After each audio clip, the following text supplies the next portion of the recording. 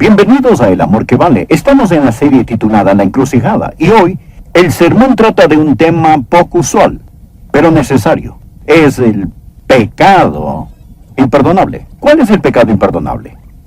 ¿Es algún pecado inmoral? ¿Es algún pecado intelectual? ¿Es algún juramento abominable que alguien hace? Puede estarse preguntando, ¿he cometido el pecado imperdonable, pastor? Bien, creo que solo el hecho de que usted esté preocupado de haberlo cometido, el pecado imperdonable, muestra que no. Mas existe un pecado que cometido nunca será perdonado. Usted necesita escuchar este mensaje. Acompáñenos en este mensaje. El pecado imperdonable. Qué gozo pensar en la asombrosa, increíble, indescriptible gracia y amor de Dios que Él vierte sobre nosotros. Pero la triste verdad es que muchos que me escuchan no entrarán en la gracia de Dios, a menos que abandonen su pecado y reciban a Jesucristo como su Señor y Salvador personal. Y muchos están cerca de la fecha límite. Y si cruzan esa fecha, habrán cometido el pecado imperdonable.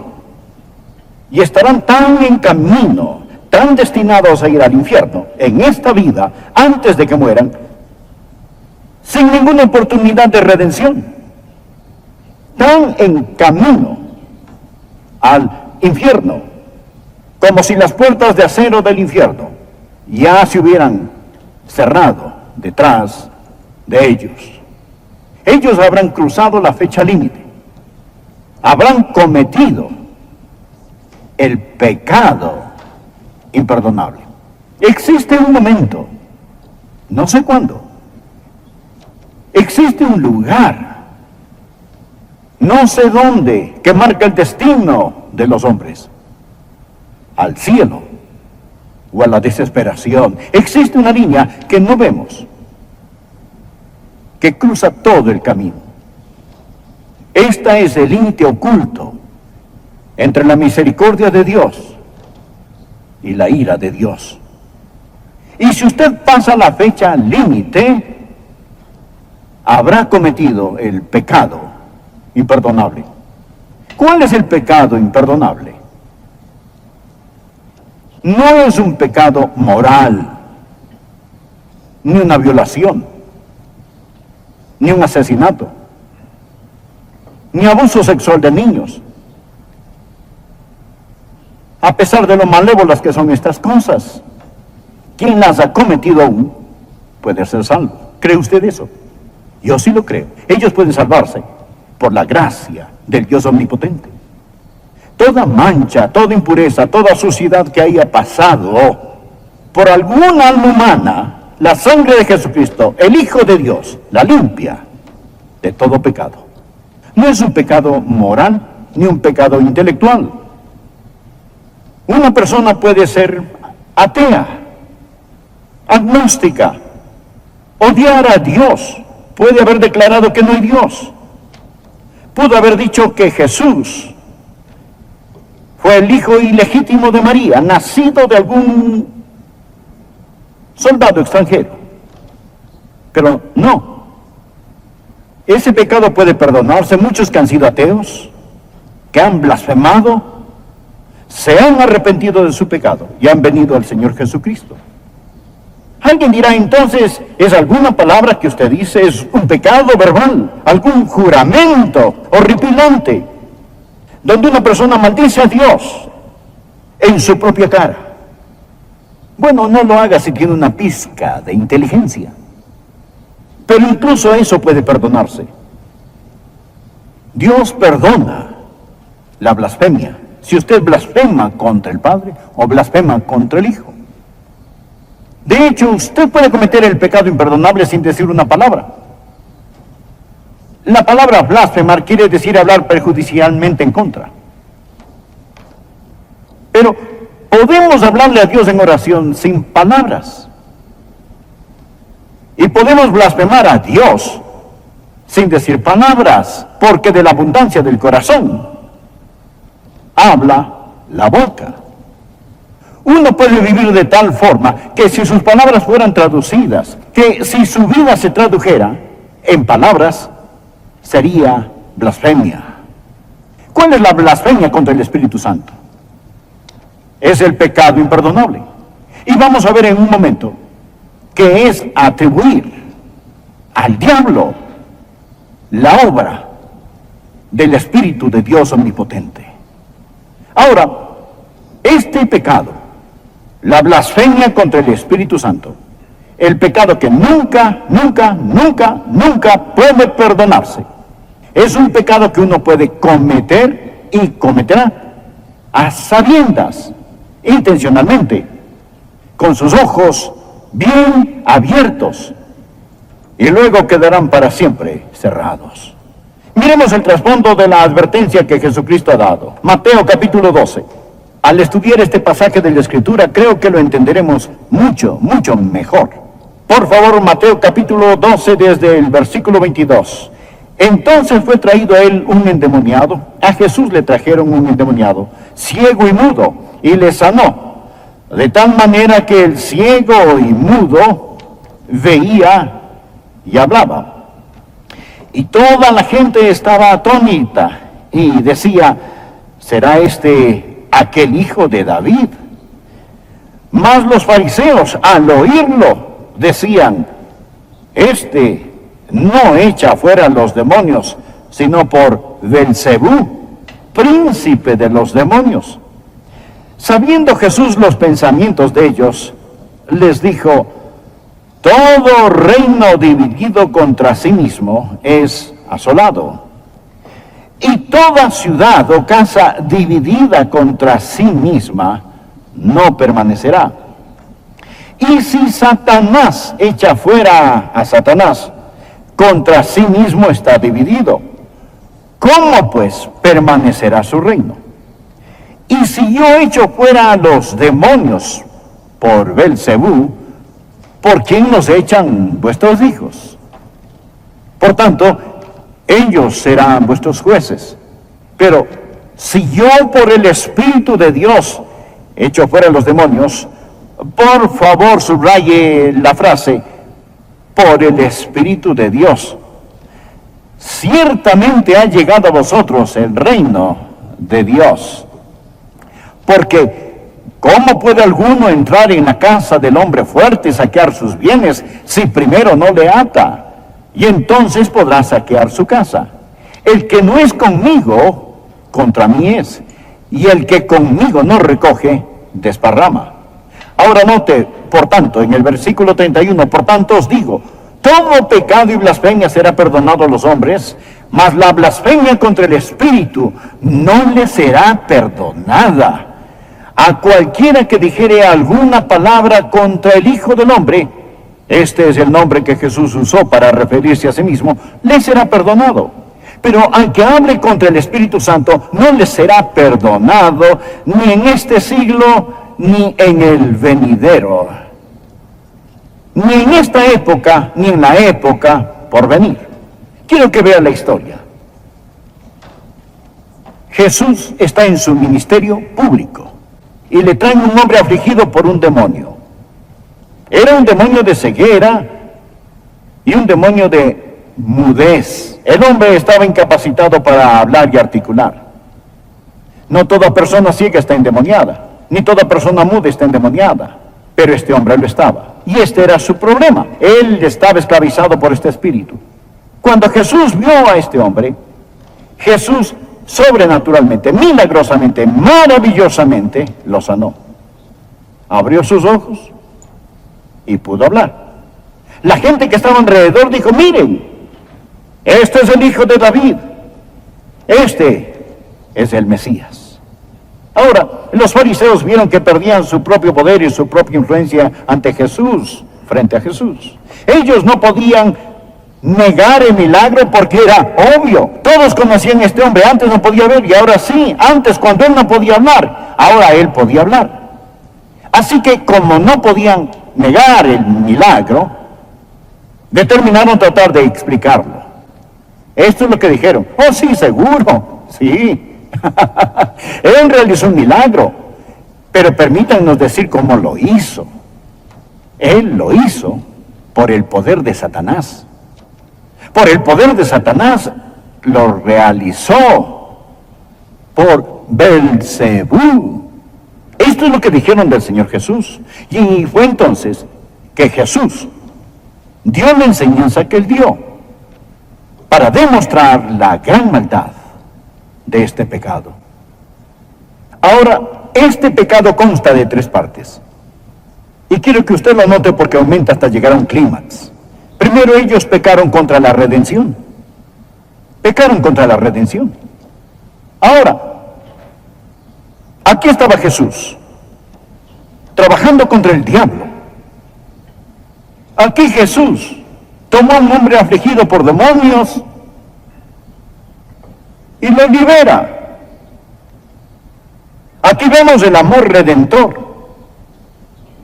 Jesús estaba abriendo los ojos cegados. Jesús estaba soltando la lengua muda. Su gran amor y su gran dominio sobre Satanás estaba siendo vertido. El amor redentor.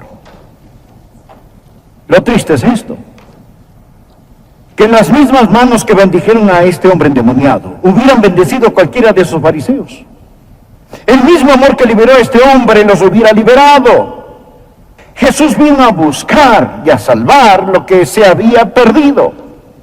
Y ellos pecaron contra la redención. Pecaron contra el amor redentor.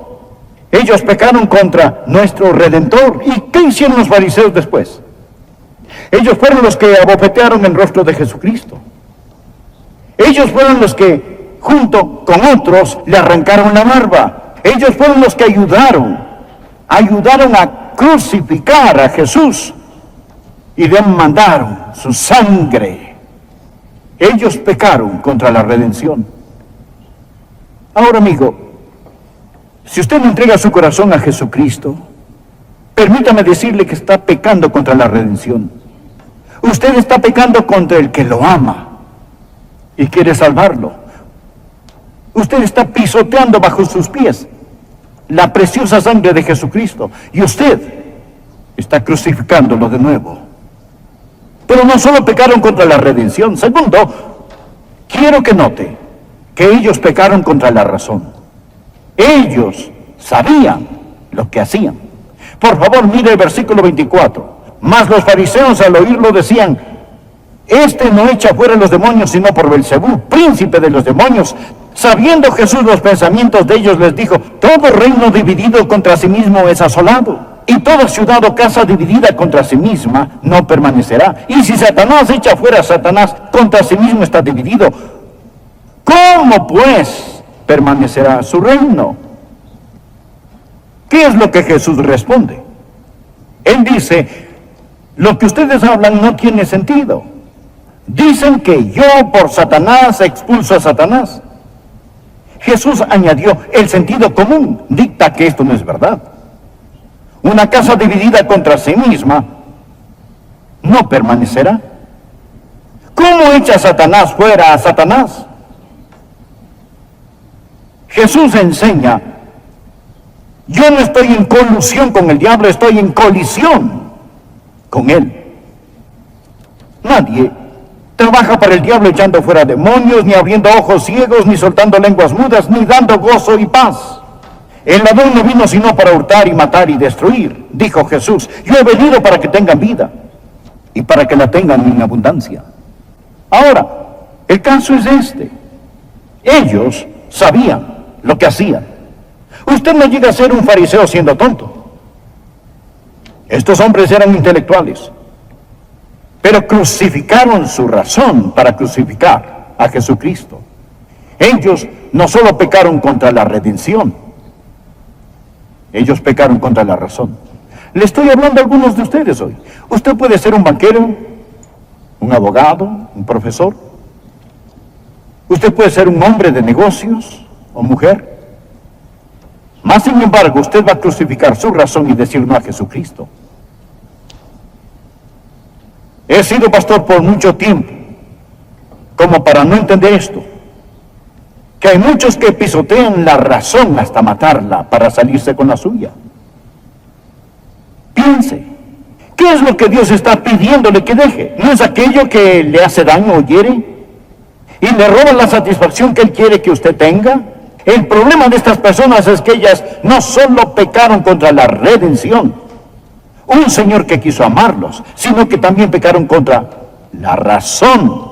Isaías 1, versículo 18 dice, venid luego, dice Jehová, estemos a cuenta. Si vuestros pecados fueren como la grana, como la nieve, serán emblanquecidos. Si fueren rojos como el carmesí, vendrán a ser como blanca lana. Pero pecar contra la redención y pecar contra la razón no es el pecado imperdonable. Solo prepara el camino para este. Ahora permítame enfocar un poco más. No solo pecaron contra la redención, y no solo pecaron contra la razón, sino que, amigo, ellos pecaron contra la revelación. Pecaron contra la revelación. Ahí está el problema.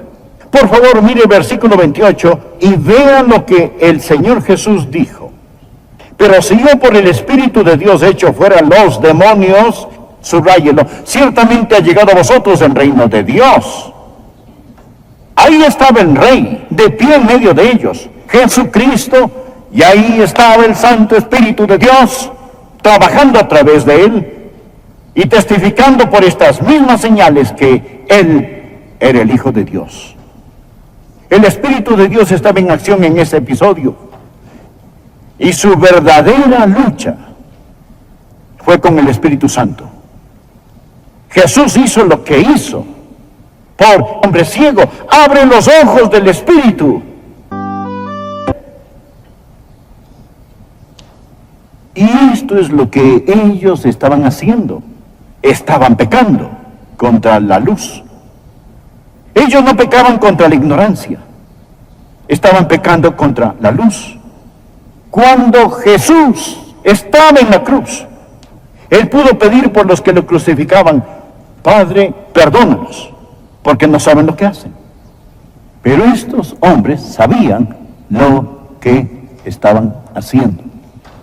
Verá, el ministerio del Padre es gobernar el universo. El ministerio del Hijo, junto con el Padre, es salvar. Pero el ministerio del Espíritu Santo es abrir nuestros ojos para dar la luz, ayudarnos a entender. Esta es la razón por la que antes de predicar esta mañana de rodillas supliqué, oh Espíritu Santo de Dios, ábrele los ojos.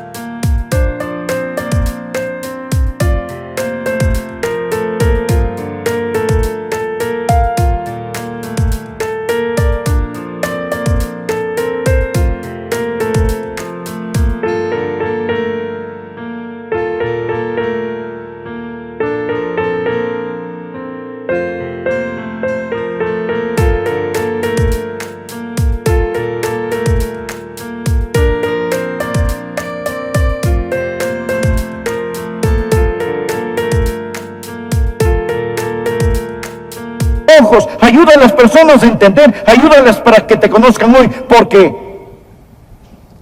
es el Espíritu Santo el que abre el entendimiento.